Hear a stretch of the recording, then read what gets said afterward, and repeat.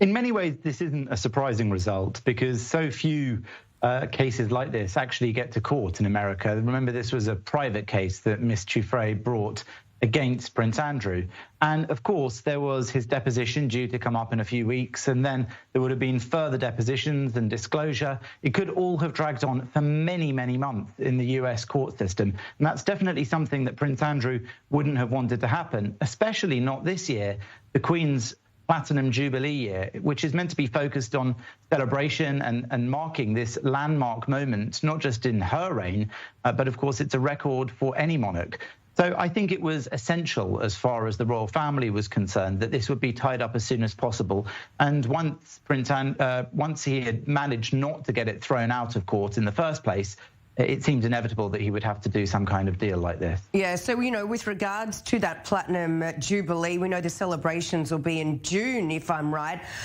Jonathan, the Queen must be, in a way, relieved it's all over, but at the same time, it isn't a good look. No, indeed, it's not. And that's really the case here, because there hasn't been a trial. So Prince Andrew hasn't been exonerated in that sense, but he's also never admitted that this happened. He's never taken responsibility or said that the accusations are true. On the contrary, he's always denied them. And by settling out of court in this way, there is the appearance that he's settling because maybe there was something he didn't want to come out in the court case, but also he still denies that anything happened. So interestingly, in the statement that was made between the two parties, the wording was obviously very carefully agreed on. It says that Prince Andrew does indeed regret his relationship with Jeffrey Epstein, which is something he hadn't done before. And it also says that he will put his efforts into standing up for and being an advocate for the victims of sex trafficking and abuse. Yeah. Again, not something he's ever said before. And Jonathan, I want to jump in here quickly. We don't have too long left. What do we know about the actual deal? Who's going to pay for this, and how much was it worth? So there are numbers going around from $10 million to even upwards. These are, of course, rumours, and we haven't been told the precise amounts.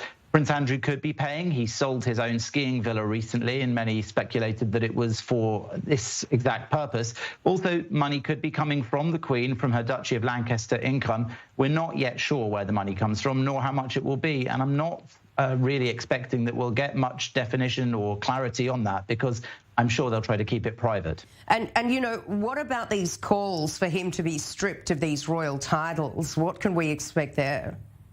Well, he's already been stripped of several titles and positions and rankings in the military. Now, of course, he is still the Duke of York. There are people in York saying that they don't like that at all. Polling has shown that they would like him stripped of that. That's quite a complicated affair. Government would have to meet and pass some laws so that the Queen would be able to withdraw it. I'm not sure that's on the cards, but we'll have to see how his future maps out with the royal family. I can't see him returning to frontline duties and public service. Probably he'll be keeping a very low profile from now on. Yeah, I think you're right about that. Jonathan Sacerdoti there for us in London. Thank you very much.